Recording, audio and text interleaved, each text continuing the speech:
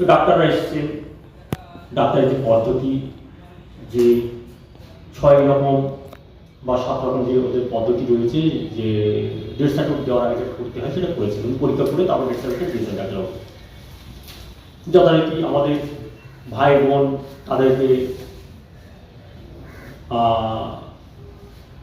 বলা হলো যে যেহেতু মা বলেছেন যদি যে মায়ের কন্যা যে প্রায় 6 থেকে 7 জন মানুষ দৃষ্টি ফিরে পেতে পারে, অন্ধ মানুষ দৃষ্টি ফিরে পেতে পারে। তো তারপরে যথারীতি আমার ভাই বোনের সবাই মিলে আলোচনা করার পরে বলছে তাই দেখা যাচ্ছে ওদের মরা মানুষের চোখ দিয়েও দেখা যায়।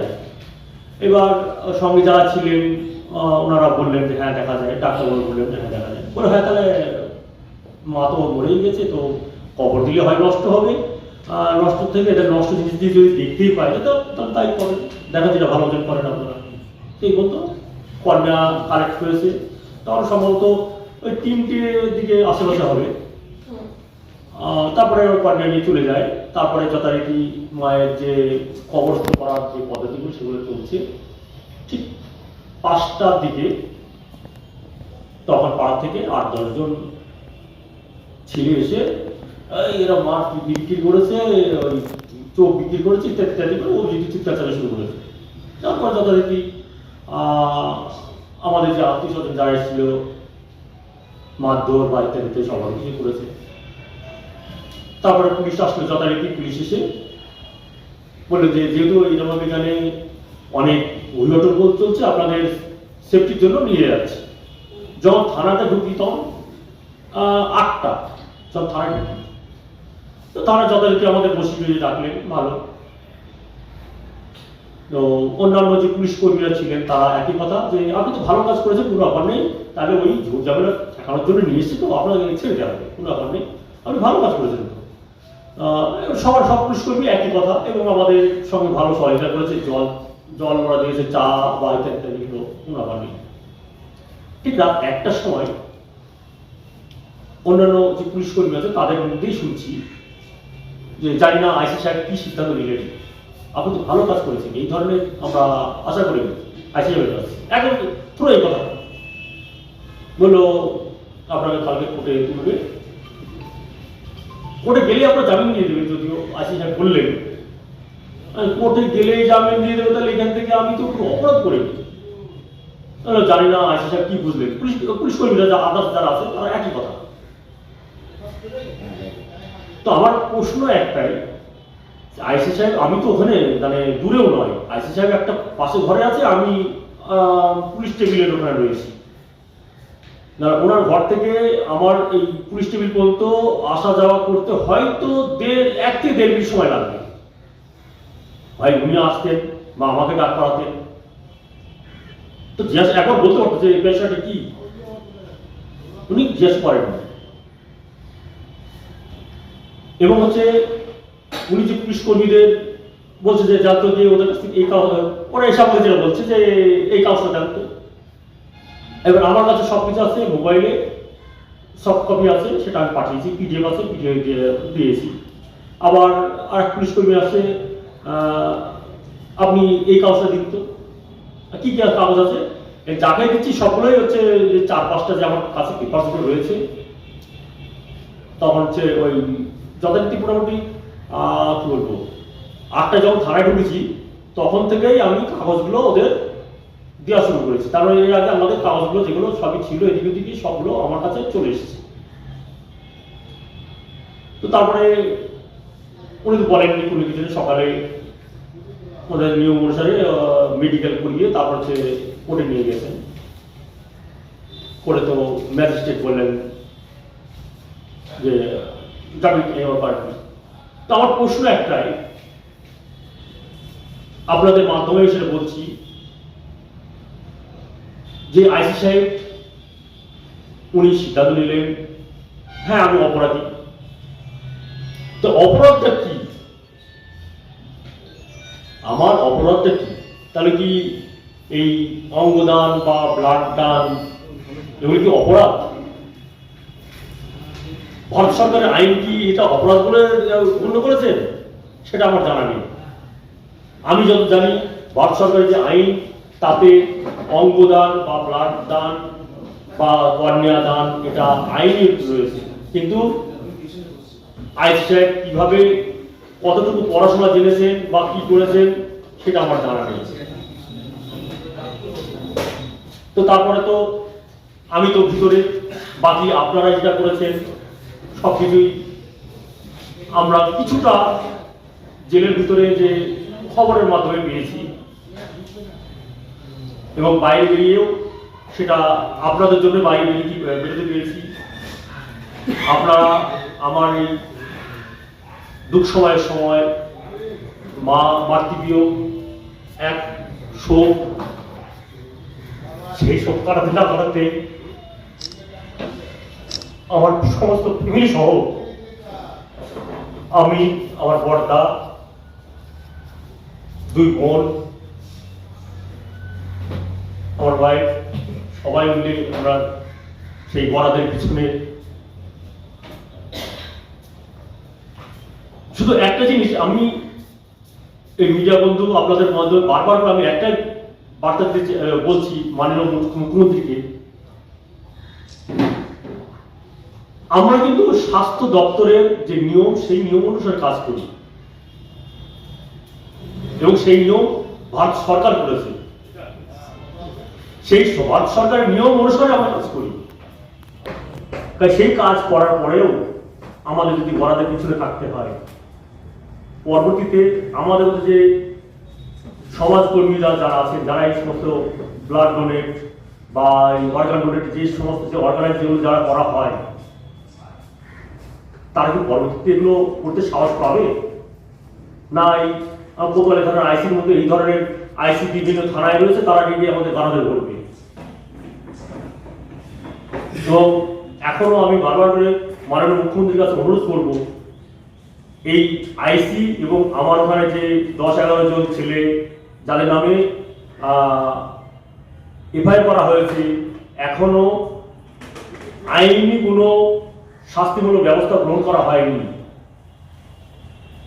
যদি মাননীয় মুখ্যমন্ত্রীকে আবার বলছি, ইমিডিয়েট যদি এখন আইনত যে শাস্তি ব্যবস্থা যদি গ্রহণ না করেন, তার বার্তাটা সরকারের বিরুদ্ধে অন্যরকম হয়ে যাবে। এখানে বলা যাবে যে সরকারের মদত আছে, মাননীয় মুখ্যমন্ত্রীর মদত আছে, এবং যদি ইমিডিয়েট সেই পদক্ষেপটা নেন তাহলে মাননীয় মুখ্যমন্ত্রীকে ধন্যবাদ জানাবো। আমার আপামর যে সমগ্র যে বিজ্ঞান কর্মী বা সমাজকর্মী যে বন্ধুরা আছে সবার পক্ষ থেকে সবাই আপনাকে সাধুবাদ জানাবে যে আপনি সঠিক পদক্ষেপটা নিয়েছেন। অন্যায় করেছে আইসি ন্যূনতম একবার আমাকে জিজ্ঞাসা তো করবে যে আপনি কি করেছেন বলেন, সেই জিজ্ঞাসার মধ্যে করতে সময় পায়নি। এবং তাকে যে পেপারপত্রগুলো দেওয়া হয়েছে ওগুলো আমি জানি না উনি করতে জানেন কিনা। পরবর্তীতে উনি তো দেখলাম একটা কোনো একটা চ্যানেলে সাংবাদিকদের সামনে বলেছে, সাংবাদিক বন্ধুদের সামনে, যে কি উল্টো পাল্টা অনেক কিছু নিয়ম করেছে। সেই নিয়মগুলো হচ্ছে ভারত সরকারের স্বাস্থ্য দপ্তরের যে রুলস বা নিয়ম যেটা রয়েছে, আইন রয়েছে, সেখানে কেউ মৃত্যুর আগেও অঙ্গীকারবদ্ধ করতে পারে, আবার নাও করতে পারে। মূলত যখন সে মারা যাবে, কোনো ব্যক্তি মারা যাবে, সিদ্ধান্তটা নেবে তার পরিবার, তার আনুষঙ্গিক যারা আছেন তারা সিদ্ধান্ত নেবে। অনেক সময় অঙ্গীকার করা থাকলেও সেটা আমরা সে কর্নিয়া কালেক্ট করতে পারি না, বা সেই বডিও দান করা যায় না তার পরিবারের যদি সম্মতি না থাকে। এই আইনগুলো জানতে হবে, এবং ওই সমস্ত গুরুত্বপূর্ণ পদে যাদেরকে বসাবেন তারা যেন ন্যূনতম আইনগুলো জানেন। ওনার আইন জানা না থাকলেও তাহলে আমাদের কাছে জানতে পারতো, চিকিৎসাটা দেন আপনাদের আইনে কি আছে সেটা দেন, সেটাও উনি বলেননি। এমনকি আমাকে যখন গারদের পিছনে পাঠাচ্ছেন, সিদ্ধান্ত নিয়েছেন, তবু আমার কাছেও একবার তুমি জিজ্ঞাসা করলেন না যে আপনি কি করেছেন। যাই হোক, আমি আমার সমগ্র রাজ্যের বাইরের যে সমস্ত কর্মী বন্ধু যারা আমার পাশে এই সময় পাশে ছিলেন তাদের অসংখ্য ধন্যবাদ জানিয়ে আমার কথা শেষ করি। নমস্কার।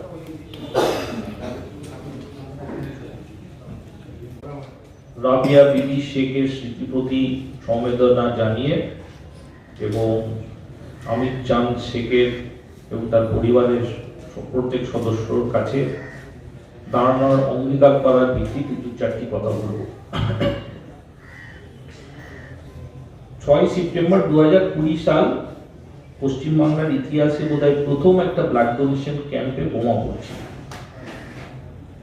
তার পরবর্তীকালে আমরা এই যে ঘটনা আমির চাঁদ শেখের সঙ্গে ঘটানো হয়েছে সেটা আমরা সাক্ষী রইলাম এবং গোটা ভারতবর্ষে এবং গোটা পশ্চিমবাংলার মধ্যে দেহদান, রক্তদান, চক্ষুদানের যে আন্দোলন আছে সেই আন্দোলনের কাছে একটা বাধা তৈরি করার একটা প্রচেষ্টা। গর্বের সঙ্গে বলতে পারি যার উপরে আক্রমণ করা হয়েছে উনি বুক চিতিয়ে এই আক্রমণের মোকাবেলা করেছে, লড়াই করেছে এবং এগিয়ে যাবে সে দৃঢ়তার সঙ্গে তিনি আজকে আমাদের মধ্যে আছেন এই প্রেস কনফারেন্সে। আমরা দেখছি যে প্রশাসন ওয়েপেনাইজ হচ্ছে। একটি চক্ষুদান হয়েছে, যারা চোখ নিয়ে গেছেন তারা একটা রসিদ দিয়েছে,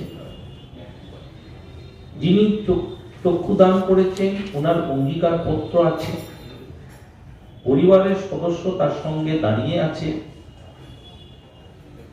সবার মধ্যে আমরা দেখলাম প্রশাসন একটা অতি সক্রিয় ভূমিকা পালন করে। above what normally is supposed to have, স্বাভাবিক যেটা হওয়ার কথা তার বাইরে অতিরিক্ত একটা ভূমিকা পালন করেছে। কোন পর্যন্ত এই ভূমিকা পালন করেছে?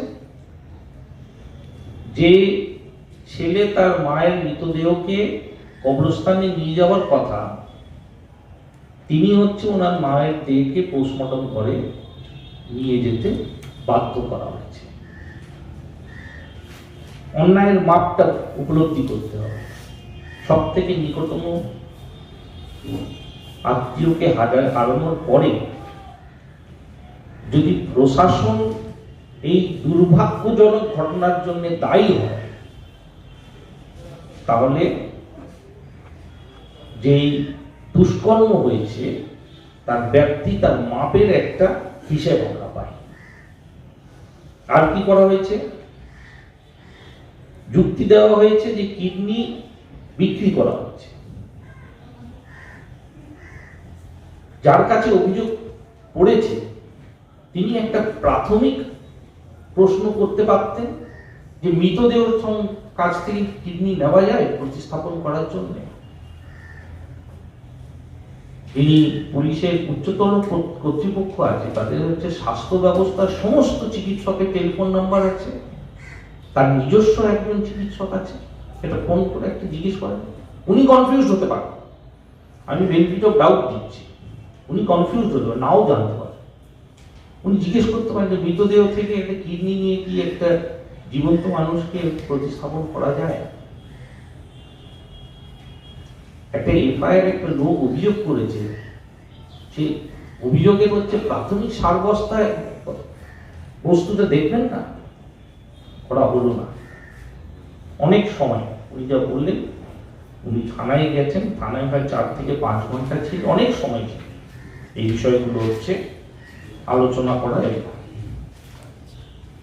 আমরা মনে করি যে ভারতবর্ষের মধ্যে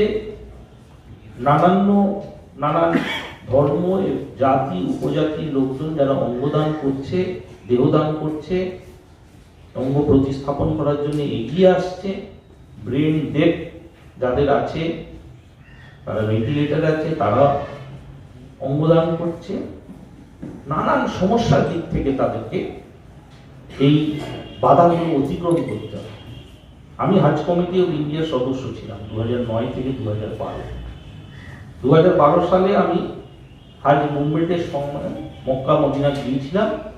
Southee council of organ and body ডোনেশনে আমি আমার কার্ড করেছিলাম, যতদিন আমি এখানে আছি যদি আমার দুর্ঘটনা ঘটে তাহলে আমার অঙ্গ প্রত্যঙ্গগুলো হচ্ছে তারা প্রতিস্থাপন করতে পারে। আজকে মালয়েশিয়া, ইন্দোনেশিয়া উলেমা কাউন্সিল হচ্ছে অর্গান ডোনেশনকে কম্প্যাটিবল বলেছে, উলেমা কমপ্লায়েন্ট আছে, সারিয়া কমপ্লায়েন্ট আছে।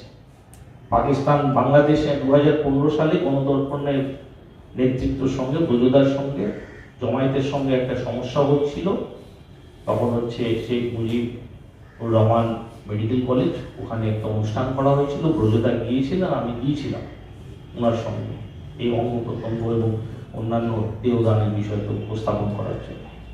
এর পরিপ্রেক্ষিতের মধ্যে এখানে দাঁড়িয়ে এই যে তদন্তর প্রাথমিক যে কাজ, কমন সেন্সের কাজ, সেটা করা হয়নি। প্রশাসন অতি সক্রিয় রয়েছে, আবার প্রশাসন নিষ্ক্রিয় রয়েছে। কেন, যিনি যার নামে অভিযোগ করা হয়েছে ওনার উপরে আক্রমণ হয়েছে, ওনার পরিবারের সদস্যদের নিগ্রহ করা হয়েছে, ওনার ঘর ভাঙচুর করা হয়েছে। এখানে আমরা দেখতে পাচ্ছি প্রশাসন একেবারে নিষ্ক্রিয়। ফলে প্রশাসন হচ্ছে পক্ষপাত নিচ্ছে, যেটা বিজ্ঞানসম্মত, যেটা দৃঢ়তার সঙ্গে গোটা ভারতবর্ষের মধ্যে যে আন্দোলনকে এগিয়ে নিয়ে যাওয়ার জন্যে আমির চাঁদ শেখ ওনার মায়ের চক্ষুদান করার মধ্যে থেকে একটা নতুন এবং অভিনব অধ্যায় অর্জন করেছিলেন, সেটা কিন্তু প্রশাসন পক্ষপাতিত্ব করে এই জায়গাটাকে ক্ষতি করার জায়গা তৈরি করেছে। আমরা দাবি করছি যে নির্দিষ্ট অভিযোগ পরিবারের তরফ থেকে যেটা করা হয়েছে, যারা আক্রমণকারী, যারা নিগ্রহ করেছে, যারা ঘর ভাঙচুর করেছে, তাদের বিরুদ্ধে আইনি যা ব্যবস্থা আছে সে ব্যবস্থা নেওয়া হোক, এবং যে প্রক্রিয়ার মধ্যে থেকে আমির চাঁদ শেখ অ্যারেস্ট হয়েছে তাকে কিন্তু একবার স্ক্রুটনি করে যারা যারা এর জন্য দায়ী আছে তাদের বিরুদ্ধে প্রশাসনকে পদক্ষেপ গ্রহণ করা উচিত। দেহদান অঙ্গদানের যে আন্দোলন রয়েছে সেই আন্দোলন দৃঢ়তার সঙ্গে আমির চাঁদ শেখের পক্ষে দাঁড়িয়ে আছে, এবং দেহদান অঙ্গদান আন্দোলন দীর্ঘজীবী হোক। যেটা পশ্চিমবাংলার ক্ষেত্রে একটা গর্বের ইতিহাস তৈরি হতে পারত, সেটাতে কৃষ্ণনগরের কোতোয়ালি থানা তাকে একটা কলঙ্কজনক অধ্যায়ে পরিণত করেছে।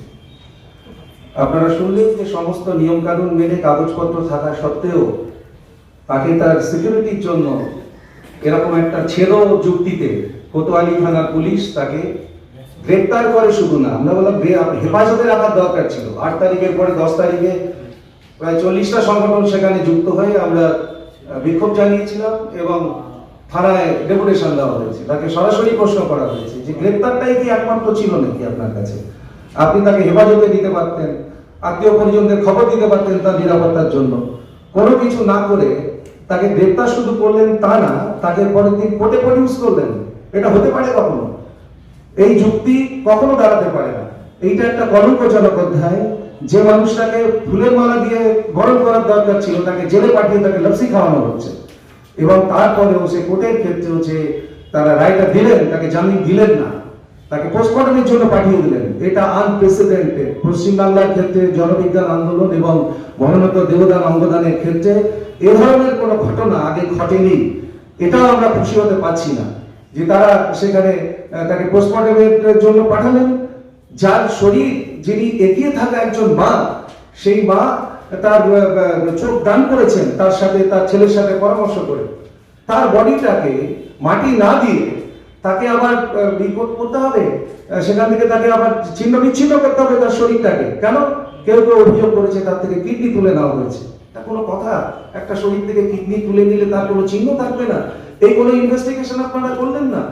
আরে কি পুলিশ প্রশাসন! আমরা দেখতে পাচ্ছি যে আরজি করের ক্ষেত্রে সেই বোনটার বিচার আমরা এখনো পেলাম না। বড় বড় দাগি আসামিরা তারা জামিন পেয়ে যাচ্ছে, পরে তদন্ত হচ্ছে।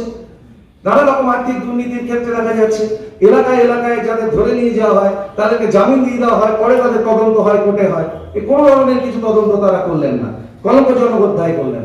এবং কোর্টের ক্ষেত্রেও যেভাবে তারা করলেন, এটাকেও আমরা অত্যন্ত দুঃখজনক বলে মনে করি। যে রায়গুলো ইদানিংকালের মধ্যে আমাদের আসছে এটার সাথে মিলে যাচ্ছে। সেই আলাবল্লী রায় সুপ্রিম কোর্টের কি একজন পৌরাণিক ব্যক্তিত্ব সুপ্রিম কোর্ট যা রায় দিয়েছেন, কখনোই দেশের মানুষ হিসেবে জনবিজ্ঞানের মঞ্চ থেকে আমরা সমর্থন করতে পারি না। সুতরাং গতকাল যখন জামিন হচ্ছে, সেই জায়গাতে কোর্ট একবার বলবো না যে এই লোকটার এত দুঃখ, মানে তাকে এত লাঞ্ছনার মধ্যে পড়তে হয়েছে, এত অপমানের মধ্যে পড়তে হয়েছে, পেশায় তিনি একজন শিক্ষক মানুষ, তার সামাজিক মর্যাদা আছে, তার সেখানে জনপ্রিয়তা আছে, সে সাংস্কৃতিক কর্মী একজন, সে সমস্ত কিছু, এইটা কেন হলো, এই কেন হলো প্রশ্নটা কোর্ট একবারও করলেন না জামিন দেওয়ার সময়। আমরা আশা করেছিলাম উল্টে যে অভিযোগ করেছে সে দাঁড়িয়ে বলছে আমার কোনো অভিযোগ নেই, তাহলে সেখানে কেন ছিল? এইটাই পুলিশের কাছে বলা যে আপনার কি এমন আনওয়ার্ড সিচুয়েশন সেখানে তৈরি হয়েছিল আপনি সেখানে কন্ট্রোল করতে পারলেন না। তাহলে কারা করলো? আমাদের কাছে পরিষ্কার যুক্তি, এটা অতি সক্রিয়তার জায়গা থেকে আমরা বলবো এটা surrender to the fundamentalist forces যদি সেখানে থাকে, আর একটা হচ্ছে যে পলিটিক্যাল প্রেশার, এটা ছাড়া কখনো হতে পারে না। এবং সেইটা করে উনি যা করলেন যে যুদ্ধ ঘোষণা করে দিলেন, জনবিজ্ঞান আন্দোলন, নদী আন্দোলন, পরিবেশ আন্দোলন, মরণোত্তর দেহদানের আন্দোলন, এই আন্দোলনের পিছনে করলেন। তাহলে এই মুহূর্তে আমাদের যে কাজ, আমরা সেখানেও পুলিশের কাছে বলেছি যে প্রথম আমাদের কাজ নিঃশর্ত দাবি করেছিলাম আমরা মুক্তি, নিঃশর্ত মুক্তি চাই, কোনো জামিন টামিন না। তাহলে নিঃশর্ত মুক্তি দিতে হবে, যে যে ধারাগুলো তার পেছনে লাগানো হয়েছে সবগুলোকে ডিলিট করতে হবে, এইটা আমাদের কাজ। পুলিশ সেদিনকে কথা দিয়েছিলেন আমাদের খানিকটা অপেক্ষা করতে হবে, যদিও সবটা বিশ্বাস করার কোনো কারণ নেই, কিন্তু আমরা অপেক্ষা করবো এবং নজর দেবো করা হবে যে এইটা তাকে ফিরিয়ে দেওয়া হচ্ছে, যে সেখানে আর কোনো নিঃশর্ত বলতে যা সেটাই। আর আমির চাঁদ শেখ এবং তার স্ত্রী একজন সাংস্কৃতিক কর্মী, নেতৃত্ব সেখানে, তার নানা রকম কর্মসূচি সেখানে আছে, তাদের যে এই রকম সামাজিক স্টিগমা লেগে গেল, তাদের কলঙ্ক লেগে গেল, সেইটা থেকে তাদের কে সরাবে, সেই প্রশ্নটাও তাদের কাছে করা ছিল। তাহলে আমাদের গিয়ে সেখানে আগে প্রতিষ্ঠিত করতে হবে সামাজিক জায়গা থেকে। অনেকে যারা সেদিনকে আমিরের সাথে ছিলেন না, যারা ভুল বুঝেছেন, যাদের কাছে ইনফরমেশন ছিল না, যাদেরকে মৌলবাদী জায়গা থেকে বা পলিটিক্যাল জায়গা থেকে হয়তো কিছু মানুষকে খেপানো হয়েছিল, তাদেরকে আমাদের সেই সঙ্গে আনতে হবে। আমরা সেই প্রোগ্রাম সমস্ত সংগঠন একসাথে হয়েছি, আমরা সেখানে যাব এবং প্রশাসনকে সেটাকে নিতে হবে, আমাদের দাবি। স্বাভাবিক সুস্থ জীবনে আমিরকে ফিরিয়ে দিতে হবে।